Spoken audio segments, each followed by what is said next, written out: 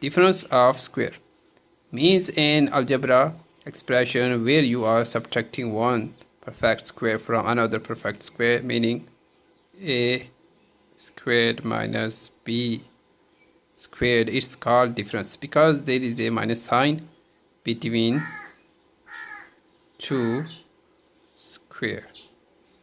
So important identity: a squared minus b squared equals a plus b and a minus b. So simple example. So x squared minus 9.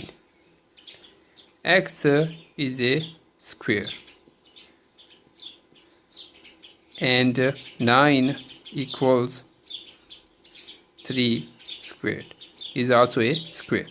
So x squared minus 9 equals x squared minus 3 squared. Apply formula. So x squared minus 9 equals x plus 3 and x minus 3.